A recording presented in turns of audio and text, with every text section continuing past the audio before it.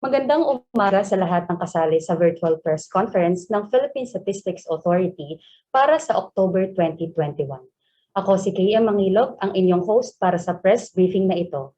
Bago natin simulan ang inflation report, gusto naming ipahayag na ito ay naka-livestream sa PSA Facebook page. Updates are also tweeted via PSA Twitter gamit ang hashtag PHCPI. Aking ikinagagalak na ipakilala si Undersecretary Dennis S. Mapa, National Statistician and Civil Registrar General, na siyang mag-uulat hinggil sa paggalaw ng presyo ng mga bilihin sa Pilipinas noong nakaraang Oktubre ngayong taon. Atin pong pakinggan ang panayam ni Yusek Dennis Mapa. Magandang umaga sa inyong lahat. Ang Philippine Statistics Authority ay malugod na mag-uulat ng antas ng inflation sa bansa para sa buwan ng Oktubre 2021. Ang headline inflation o ang pagtaas ng mga produkto at serbisyo sa bansa ay bumagal sa antas na 4.6% nitong Oktubre 2021. Noong Setyembre 2021, ang inflation ay naitala sa antas na 4.8% at 2.5% naman noong Oktubre 2020. Ang average inflation mula Enero hanggang Oktubre 2021 ay nasa antas na 4.5%. Ang dahilan ng pagbagal ng antas ng inflation nitong Oktubre 2021 ay ang mas mabagal na paggalaw ng presyo ng food and non-alcoholic beverages na may 5.3% inflation at 89.0% share sa pagbaba ng pangkalatang inflation sa bansa. Ito ay dahil sa mas mabagal na pagtaas ng presyo ng mga sumusunod. Karne gaya ng manok na may inflation na 11.9% mula sa 15.6% inflation noong Setyembre 2021. Gulay tulad ng sibuyas na may 11.4% inflation mula sa 16.2% inflation noong Setyembre 2021 at isda, partikular ng tilapia na may inflation na 9.5% mula sa 10.2% inflation noong Setyembre 2021. Pagdating naman sa contribution sa overall inflation nitong Oktubre 2021, ang pangunahing nag-ambag ay ang food and non-alcoholic beverages na may inflation na 5.3% at 45.2% share sa pangkalatang inflation. Ang mga pangkat ng pagkain na pangunahing nag-ambag sa inflation ng food and non-alcoholic beverages ay ang mga sumusunod. Karne gaya ng baboy na may 11.9% inflation, isda tulad ng galunggong na may 9.5% inflation, at gulay, partikular ang repolyo na may 11.4% inflation. Ang pangalawang commodity group na may pinakamalaking ambag sa pangkalatang inflation ay ang housing, water, electricity, gas, and other fuels na may 4.4% inflation at 21.6% share sa pangkalatang inflation. Ang mga malalaki, ang contribution sa inflation sa housing, water, electricity, gas, and other fuels ay ang mga sumusunod. Electricity na may 9.2% inflation, LPG 26.3% inflation, at renta sa bahay na may 1.5% inflation.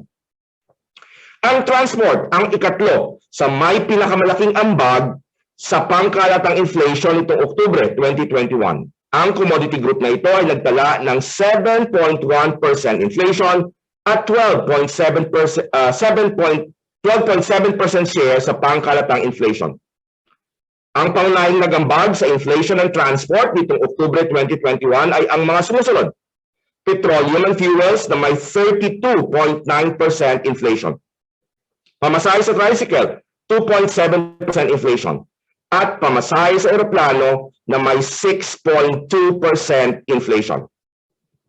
Sa mga major commodity groups, ang nagtala ng mas mabagal na antas ng pagtaas ng presyo nitong Oktubre 2021 ay ang mga sumusunod. Food and non-alcoholic beverages na may 5.3% inflation. Alcoholic beverages and tobacco na may 9.8% inflation. Education, 0.7% inflation. Restaurant and miscellaneous goods and services, 3.7% inflation. Samantala, Mas mabagal na antas ng pagtaas ng presyo naman ang naitala sa mga sumusunod na commodity groups: housing, water, electricity, gas, and other fuels na may 4.4% inflation. Furnishing, household equipment, and routine maintenance of the house na may 2.5% inflation, at health na may 3.2% inflation. Transport may 7.1% inflation, at recreation and culture na may 1.0% inflation. Nanatili naman sa kanilang antas ng inflation noong Setyembre 2021 ang clothing and footwear na may 1.9% inflation at communication na may 0.2% inflation. Sa National Capital Region, ang inflation itong October 2021 ay bumagal sa antas na 3.2% mula sa 3.5% noong Setyembre 2021.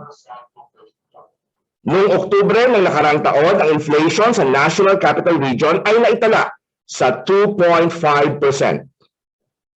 Sa National Capital Region, ang dahilan ng pagbagal ng antas ng inflation ay ang mas mabagal na paggalaw ng presyo ng food and non-alcoholic beverages na may 3.4% inflation at 91.2% share sa pagbaba ng inflation nitong Oktubre 2021. Ito ay dahil sa mas mabagal na pagtaas ng presyo ng mga sumusunod: karne gaya ng baboy na may inflation na 7.5% mula sa 14.4% inflation noong Setyembre 2021. Gulay, partikular ang pechay na may negative 0.5% inflation mula sa 5.8% inflation noong Setyembre 2021, at isda tulad ng galanggong na may 9.8% inflation mula sa 10.3% inflation noong Setyembre 2021. Sa mga pangkat ng pagkain sa National Capital Region, nagtala ng pagbaba ng presyo nitong Oktubre 2021 ang mga sumusunod: prutas tulad ng saging na may negative 3.7% inflation, at gulay gaya ng sibuyas ay negative 0.5% inflation. Samantala, nagpakita ng mas mabagal na pagtaas ng presyo naman nitong Oktubre 2021 ang mga sumusunod: karne tulad ng baboy na may 7.5% inflation, isda, partikular ang tilapia na may 9.8% inflation, at food products not elsewhere classified tulad ng luya na may 1.1% inflation.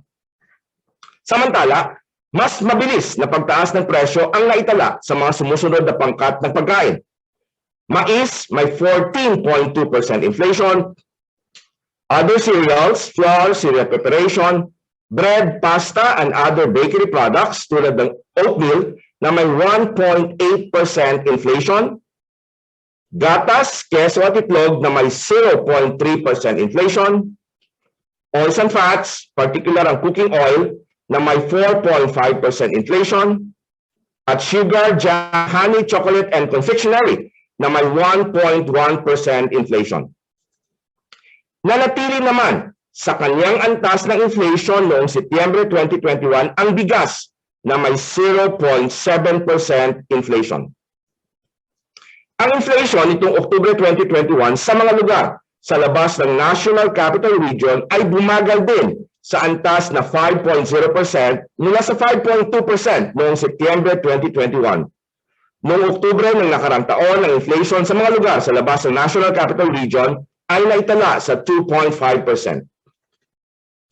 Sa mga lugar sa labas ng National Capital Region, ang dahilan ng pagbagal ng antas ng inflation ay ang mas mabagal na paggalaw ng presyo ng food and non-alcoholic beverages na may 5.7% inflation at 87.3% share sa pagbaba ng inflation nitong Oktubre 2021.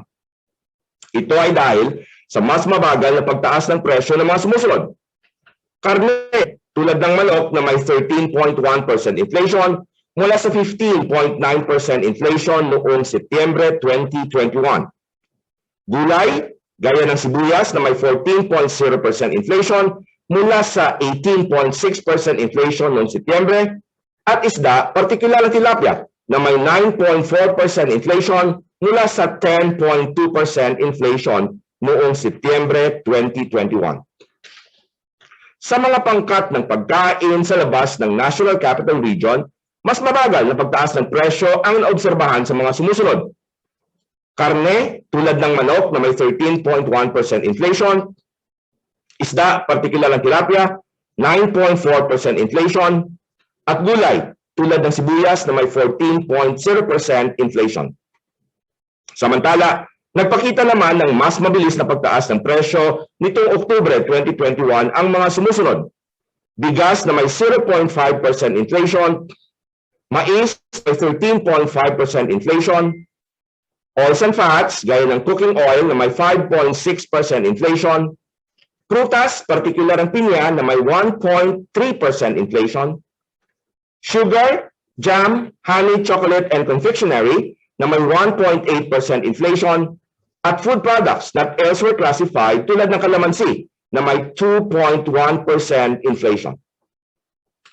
Nanatili naman sa kanilang antas ng inflation noong Setyembre 2021 ang other cereals, flour, cereal preparation, bread, pasta, and other bakery products na may 2.1% inflation, at gatas, keso at itlog na may 0.9% inflation.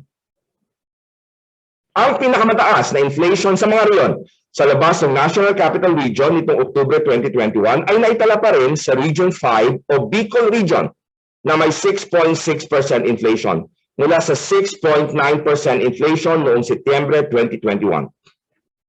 Samantala, ang BARM ang siya pa rin may pinakamababang inflation sa mga riyon na nasa labas ng National Capital Region nitong Oktubre 2021. Ito ay may 2.4% inflation. Kung ihahambing sa inflation na naitala sa mga riyon sa labas ng National Capital Region noong Setyembre 2021, 7 na riyon ang nagtala ng mas mataas na inflation nitong Oktubre 2021. Ito ang mga riyon na may kulay orange sa screen. 8 naman na riyon ang nagtala ng mas mababa na inflation nitong Oktubre 2021. Ito ay ang mga riyon na may kulay green. Samantala, ang Region 10 o Northern Mindanao naman ang nanatili sa kaniyang antas ng inflation noong Setyembre 2021.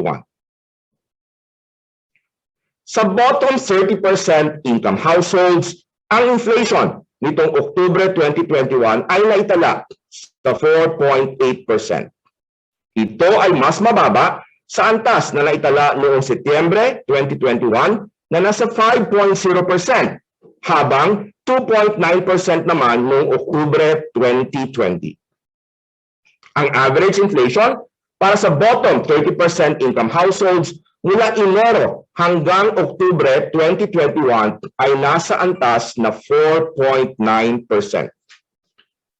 Ang mga pangunahing dahilan ng pagbaba ng antas ng inflation para sa bottom 30% income households nitong Oktubre 2021 ay ang mas mabagal na paggalaw ng presyo ng mga sumusunod na commodity groups. Food and non-alcoholic beverages na may 5.1% inflation at 81.0% share, at alcoholic beverages and tobacco na may 9.7% inflation at 13.6% share. Ang monthly data ng inflation para sa all-income households at para sa bottom 30% income households ay inyong makikita sa website ng Philippine Statistics Authority. Maaari rin kung ma-access sa mga links na naka-flash sa screen o kaya sa pamamagitan ng pag-scan ng QR codes na nasa screen. Dito nagtatapos ang aking paglalahad ng antas ng inflation o pagtaas ng mga presyo ng bilihin at serbisyo sa bansa para sa buwan ng Oktubre 2021. Ang Philippine Statistics Authority ay lubos na nagagalak sa inyong paglahok sa online press conference tungkol sa inflation sa bansa. Salamat at magandang umaga.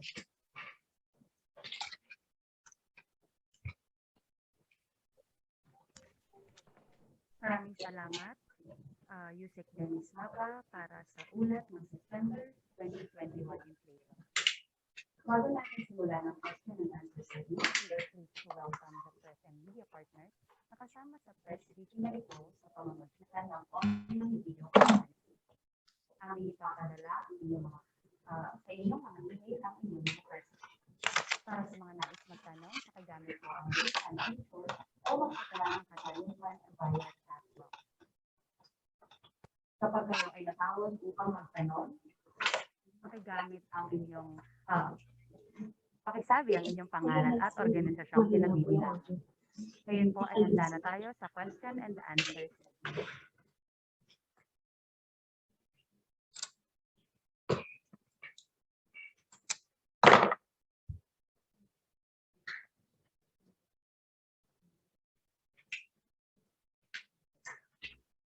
Para sa unang katanungan, meron po tayong question mula kay Mr. Ralph Rivas. Sir Ralph, please. Hi, Yusek. Good morning. Morning.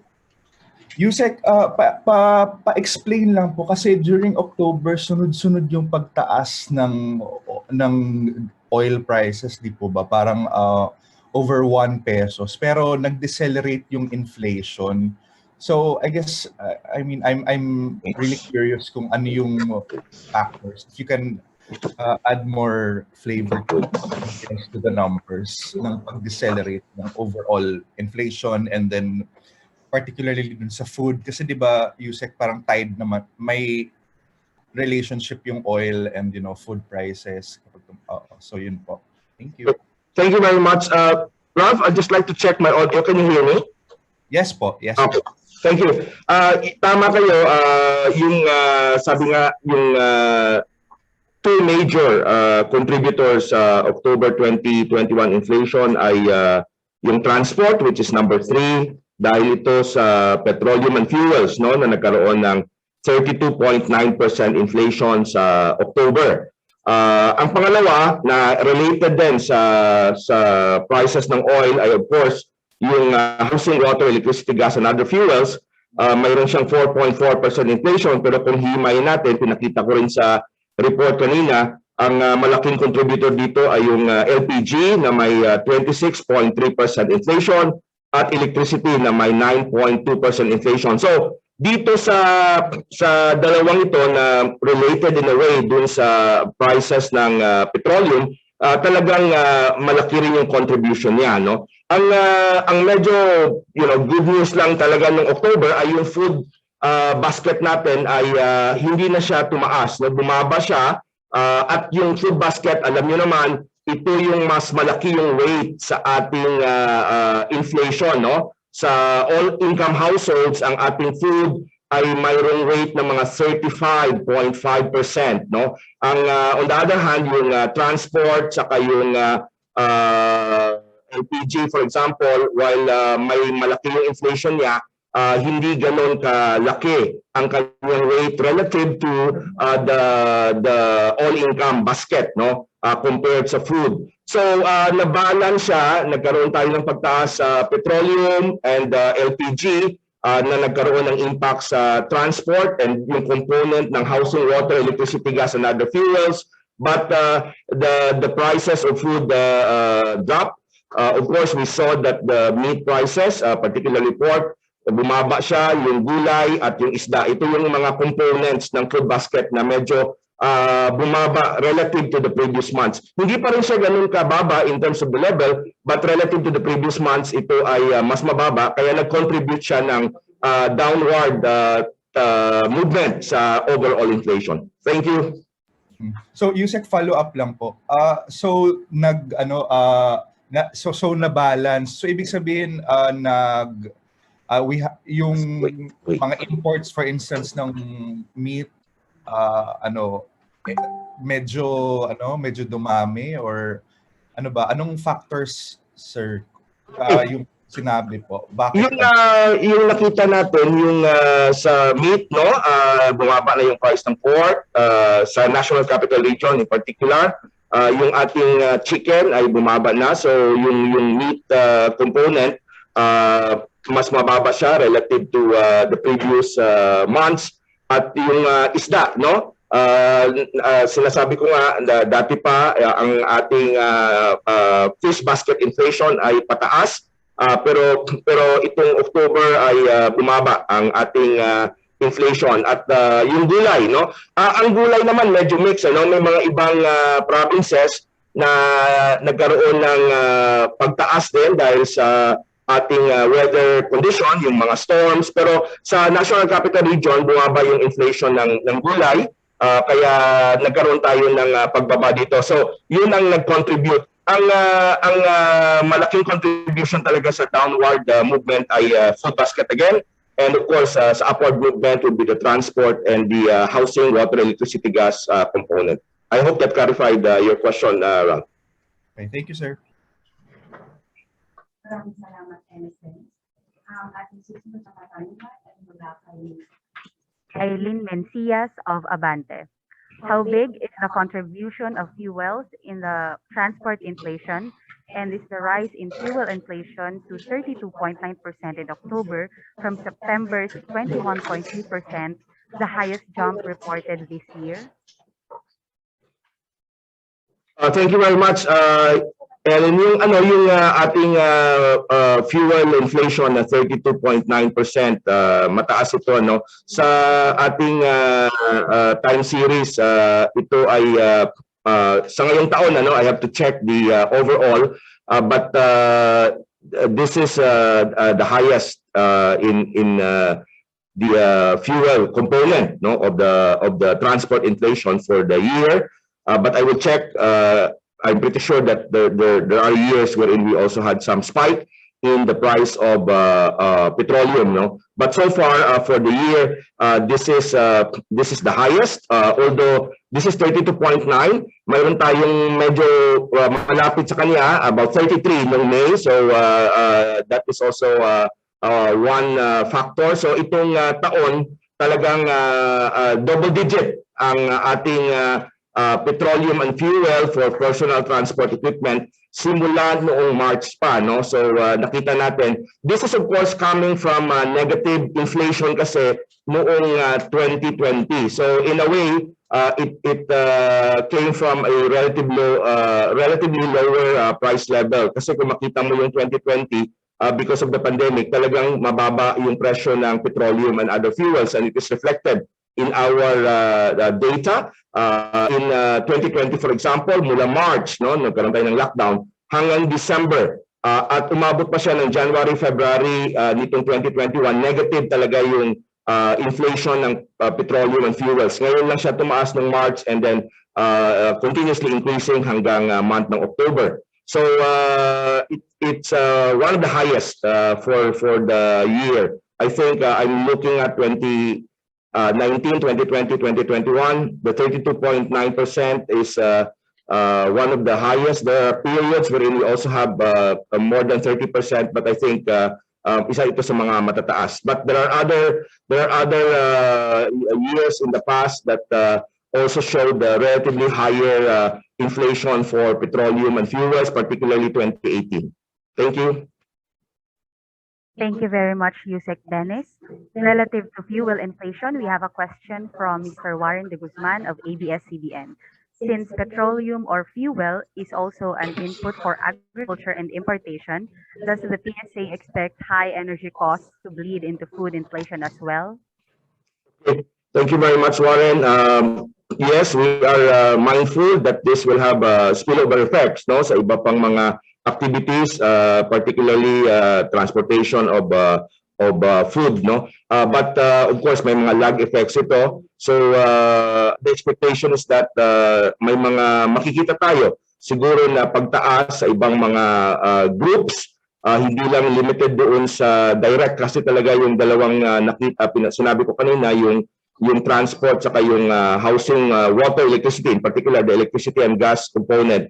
But there will be expectation that it will have spillover effects sa iba pang mga groups in the basket, particularly as you mentioned, the food basket. So we'll be tracking this in the next months, particularly itong the last 2 months kasi holiday season, if we have already that spillover. Thank you. Thank you very much, Yusek Dennis. We have another question from Mr. Ben De Vera of Enquirer. Sir Ben, please. Sir, good morning po. Good Yung morning. sa NCR po saka sa outside NCR, malaki yung difference nung average inflation rates. Above target po yung sa NCR 5%. Outside NCR. Sa NCR, nasa within target na po tayo. Yung sir, yung sa meat specifically, ang taas pa rin nung outside NCR 13.1% whereas sa NCR single below 10, 7.5% po sir. Sir, ano po, bakit po sir mas mataas pa rin yung meat inflation outside NCR? And ano po yan sir, supply problem pa rin po ba siya? Kahit nag-i-import na tayo ng pork for example. Thank you po sir. Okay, thank you very much, Ben. Yes, hindi sa meat, no? Kung makikita mo yung prices of vegetables ay mayroon ding pagkakaiba doon sa vegetable inflation for areas outside the NCR at yung NCR, no? But for the prices of pork in particular, for areas outside the NCR, ang ano kasi kung makikita natin, mataas kasi yung level ng prices of pork, no? Sa mga sa areas rather sa NCR compared sa areas outside NCR. Ito nakita na natin. So for example, I'm looking at the average price of fresh pork, meat with bones. Ang NCR ay ngayon nasa 282 average per kilo noong October versus noong September ay 295 pesos per kilo. On the other hand, sa areas outside the National Capital Region, yung average price lower siya, no? In terms of level, it's just 254 versus 282. Pero nanggaling siya sa 260, so yung kanyang reduction ay hindi ganun kalaki, no? So nagkaroon din siya ng negative inflation month on month, but not as high. Now, because we are reporting the year on year kasi, so alam naman natin na malaki talaga ang epekto ng presyo ng pork in particular sa National Capital Region simula pa last year. So itong mga pagbaba ay malaki yung na-contribute niya. On the other hand, yung increase ng prices of pork for areas outside NCR, while it is also increasing, but the incremental increases since last year is lower compared to what was experienced in the National Capital Region. So it's really the level. That's why the drop, the big drop in the price for National Capital Region is reflected doon sa big reduction in the inflation rate, particularly yung month on month. I hope that clarified, Ben. Thank you. Yes sir. Yes sir. Just to quickly follow up sir, can you also give us parang mas ano ba sir yung capacity to spend of consumers outside NCRRs?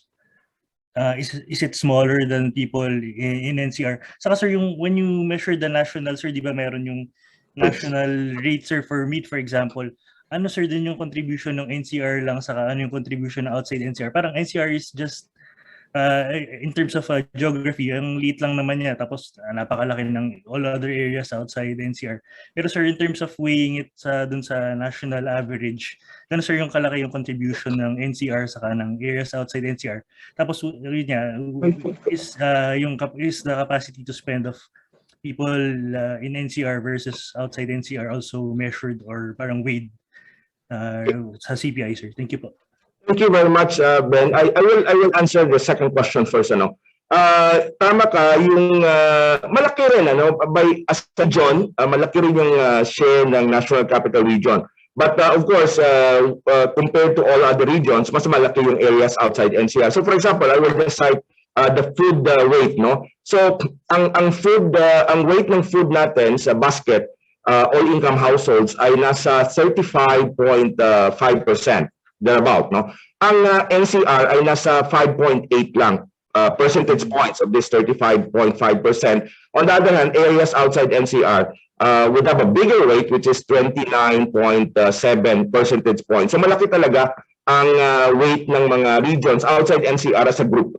So that's why yung ating yung contribution ng National Capital Region, while we are experiencing a drop already, at the overall inflation hindi siya ganun kalaki dahil maliit yung kanyang rate, no? And as I mentioned, because of the movement ng prices of certain commodities outside meat, particularly pork and vegetables outside the National Capital Region, that's why the reduction in terms of inflation or the level itself is still quite, there is a substantial gap between inflation for areas outside NCR versus the National Capital Region. You cited about possible supply issue. That could be a possibility. In fact, that is, I think, a question that is currently being answered or addressed also by our economic managers. Your first question on the capacity to spend, no? Unfortunately, dito sa survey natin sa inflation, we're just tracking prices. But in terms of spending, how much share is of the income is spent on food for households in the NCR and households outside the NCR, this will be reported when the Philippine Statistics Authority reports the first semester 2021 income and expenditure, and then the poverty estimate result the middle of December. Next month, ilalabas na namin yon kasi nag-survey na kami, natapos na namin yung survey ng Family Income and Expenditure Survey for 2021 covering January to June. So makikita natin yung mga shares ng different groups in the basket for households living sa National Capital Region and for those outside the National Capital Region. Thank you. Noted po, sir. Maraming salamat po. Thank you, Sir Ben. Maraming salamat, Yusek Dennis. Relative to the question earlier, we have a follow-up question from Mr. Ted Cordero of GMA News Online. Given that continuous po ang pagtaas ng oil prices, expected ba na ang pagtaas din ng inflation this November? Ang aking kasagutan diyan ay, of course, alam natin may lag effect ito, ano. So kung mabilis siya o may kabagalan, but nakikita na rin namin na mayroon talaga siyang epekto kasi nakikita naman natin ito sa mga nakaraang mga buwan, ano. And we will be tracking this, particularly, sabi ko nga, yung epekto ng petroleum and fuel prices na mataas talaga na noong October, na report sa inflation doon sa mga iba pang group of items in our inflation basket, particularly food. So we will be tracking that, and any changes, of course, will be reported during the November round and the next months. Thank you.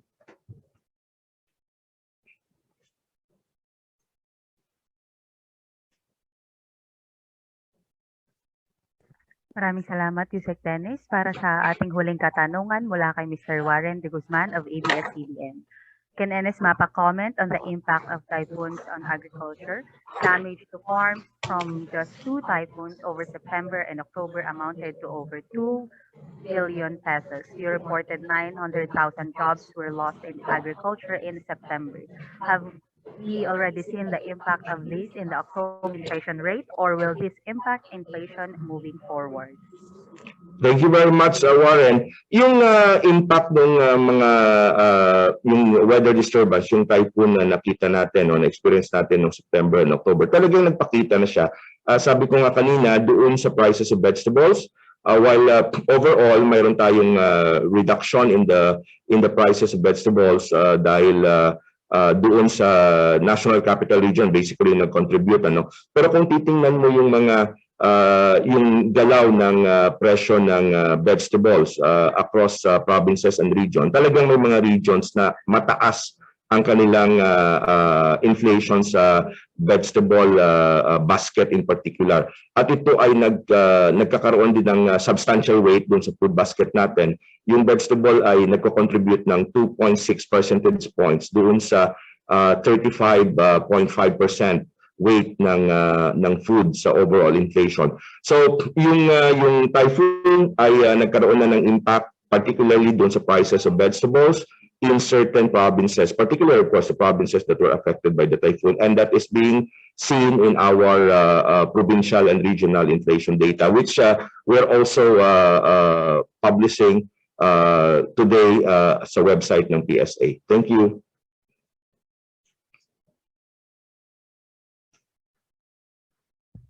Maraming salamat, Yusek Dennis.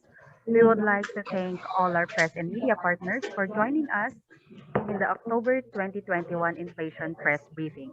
Sana'y patuloy ninyo kaming suportahan. Samahan ninyo kami sa darating na November 9 para sa pag-uulat ng 2021 third quarter performance of the Philippine economy. You may visit our website at www.psa.gov.ph for more updates.